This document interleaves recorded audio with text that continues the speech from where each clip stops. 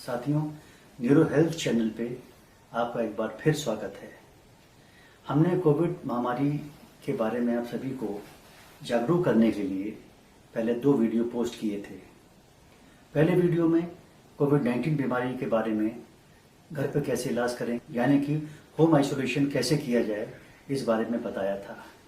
और दूसरी वीडियो में हमने कोविड-19 में मास्क कैसे पहने, कब पहने और क्यों पहने, इस बारे में आपको समझाया था। इस समय अच्छी न्यूज़ ये है कि हमारे यहाँ कोविड की रिकवरी 70 से 80% हो रही है और केस फर्टिलिटी रेशो जो कि 3% था वो अब कम होकर 1.9% पर आ गया है। लेकिन चिंता का विषय ये है कि हमारे यहाँ रोज लगभग 60 से 70 हज़ार नए रोगी कोविड के प्रूव हो रहे हैं। इस रेट पर हम अमेरिका और ब्राजील के बाद नंबर 3 पोजीशन पर हैं। यदि यही रेट रहा तो हम 1 महीने के अंदर नंबर 2 पोजीशन पर पहुंच जाएंगे। साथियों, केस बढ़ने की प्रमुख वजह यह है कि हम लोगों ने इस बीमारी को सीरियसली नहीं लिया और अपनी गवर्नमेंट की एडवाइजरी जैसे मास्क पहनना, हाथों को बार बार धोना और सोशल डिस्टेंसिंग करना और इसके साथ साथ 2 गज की दूरी से रहकर बात करना, ये हम सभी का पालन नहीं किया। इसीलिए बीमारी काफी तेजी से ये बढ़ी है।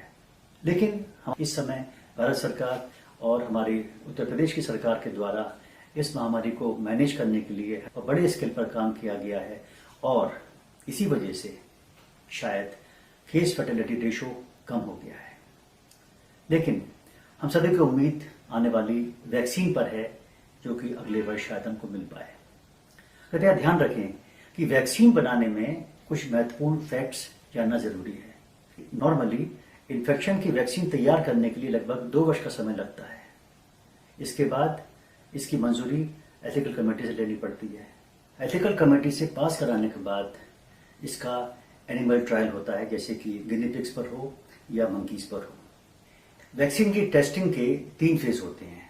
इसमें फेज 1 में लगभग 100 वॉलंटियर्स होते हैं और उसका बड़ा उद्देश्य ये होता है कि हम सेफ रहें, उस टेस्टिंग में हमें कोई बीमारी न पैदा हो जाए।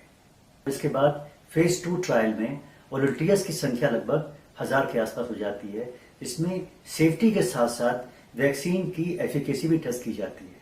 और फेज 3 ट्रायल में वॉलंटियर्स की संख्या 10,000 तक हो सकती है और वैक्सीन का सही होना इस पर निर्भर करता है कि फेज 3 में इसकी एफिकेसी कितनी हुई।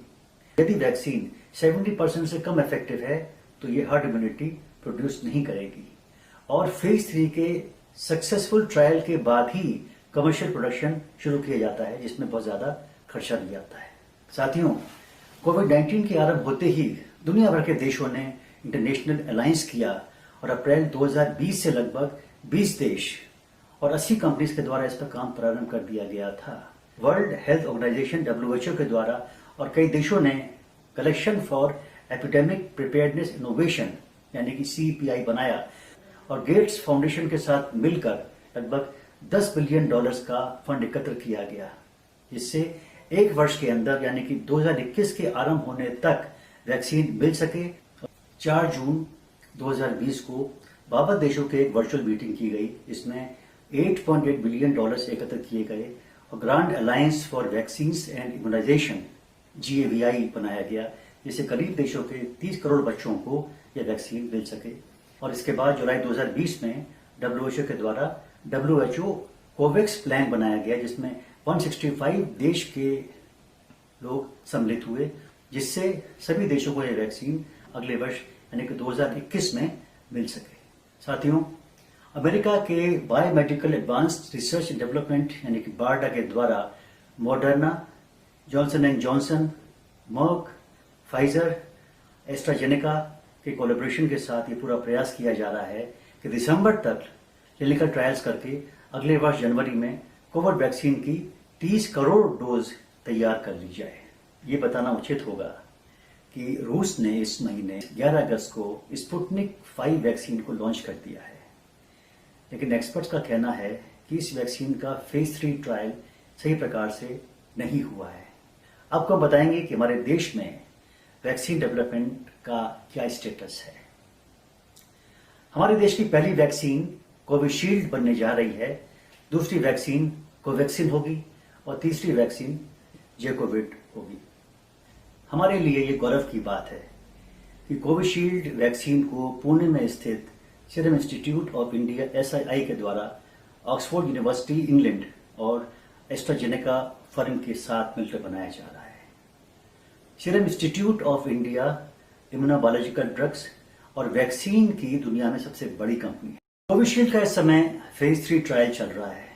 मिनिस्ट्री ऑफ हेल्थ के अनुसार फेज 3 ट्रायल में यदि इस वैक्सीन की प्रतिरोधी क्षमता साबित हो जाती है तो 2021 के आरंभ में इसका कमर्शियल प्रोडक्शन आरंभ हो सकता है। संभव है कि जून 2021 तक हमारे देश के 68 करोड़ लोगों को यह मिल सके, इसकी संभावना मिनिस्ट्री ऑफ हेल्थ के द्वारा बताई जा रही है। और कंपनी के अनुसार ये वैक्सीन मिडिल एवं लो इनकम ग्रुप के लोगों के लिए सिर्फ 250 रुपए से लेके 1000 रुपए के बीच में उपलब्ध हो सकेगी। इस वैक्सीन का फेज 3 ट्रायल 17 सेंटर्स पर 22 अगस्त को आरंभ हो चुका है। सीरम इंस्टीट्यूट हर माह लगभग 10 करोड़ वैक्सीन की डोज बनाने में सक्षम है और इसे बिल एवं मेलिंडा गेट्स फाउंडेशन के द्वारा लगभग 1000 करोड़ रुपए की फंडिंग भी की जा रही है।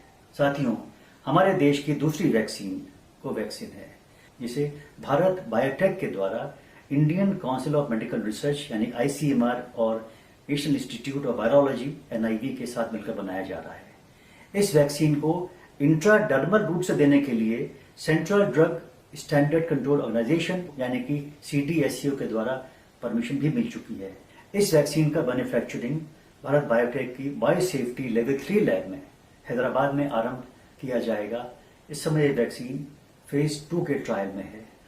साथियों, ये ध्यान रखें कि वैक्सीनेशन या वैक्सीन कोविड-19 का कोई फुल प्रूफ मेथड नहीं है। WHO के डायरेक्टर जनरल मिस्टर टेड्रोस ने कहा, यद्यपि वैक्सीन एक बीमारी को लिमिट करने का प्रमुख तरीका हो सकता है, लेकिन महामारी को रोकने के लिए हमें अपनी लाइफस्टाइल बदलनी पड़ेगी और प्रत्येक व्यक्ति, प्रत्येक परिवार और प्रत्येक कम्युनिटी को इसमें अपना योगदान देना पड़ेगा। हम सभी की जिम्मेदारी है कि इस बीमारी से बचें, इसको फैलने से रोकें। हमें उम्मीद है कि आपको इस वीडियो से कोविड वैक्सीन के बारे में कुछ उपयुक्त जानकारियां मिली होंगी। यदि वीडियो पसंद आए तो इसको आप अपने मित्रों को शेयर भी करिए और हमारे चैनल को सब्सक्राइब करिए। हम लोग मोटिवेट होंगे और आपको और अच्छी वीडियोस भविष्य में देते रहेंगे। धन्यवाद। जय हिंद। Good bye.